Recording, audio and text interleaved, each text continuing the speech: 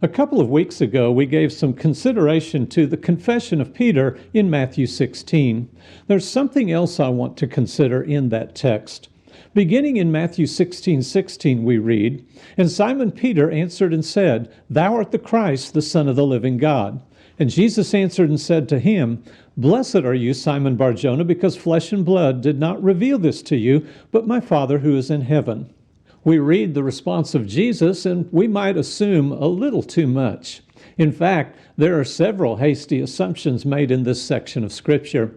In a few weeks, I'll talk about the keys of the kingdom in verse 19.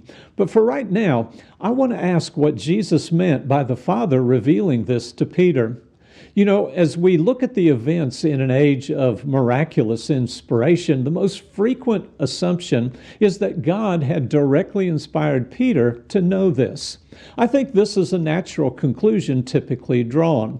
We seem to be correct as we look at Jesus saying, "And flesh and blood did not reveal this to Peter."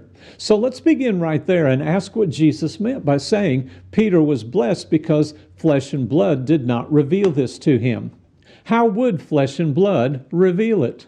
To answer that, let's go to John chapter 20 and verse 29, where Jesus responds to Thomas, having believed that he had been raised from the dead, but only after he saw Jesus. Jesus said, "Because you have seen me, have you believed? Blessed are they who did not see and yet believed."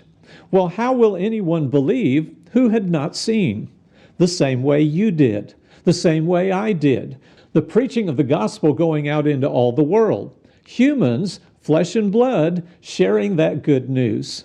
Thomas only believed after he saw Jesus.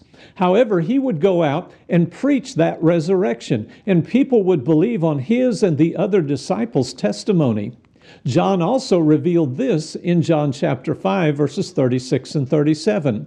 "But the witness which I have is greater than that of John, for the works which the Father has given me to accomplish, the very works that I do bear witness of me, that the Father has sent me, and the Father who sent me, he has borne witness of me.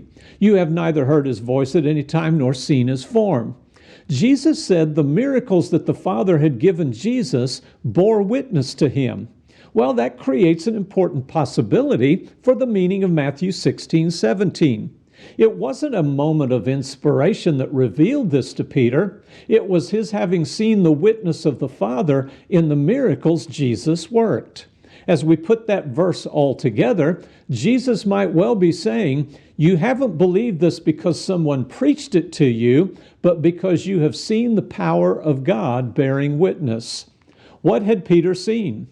Jesus healed all kinds of diseases, including leprosy, and he cast out demons, chapter 4, verses 23 through 24, and chapter 8 and verse 2.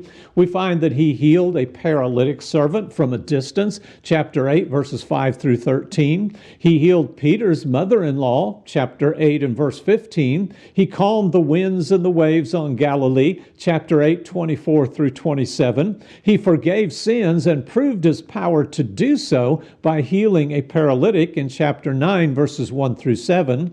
He healed 2 blind men in chapter 9 and verse 27, and gave the 12 the ability to cast out demons and heal in chapter 10. He healed a withered hand in chapter 12 and verse 10, and he fed the 5,000 in chapter 14, and he fed the 4,000 in chapter 15. All of this in the Gospel of Matthew. And all of this before chapter 16, where we have this statement. Yes, the Father had shown Peter much in the witness he bore of Jesus, in the miracles that Jesus performed.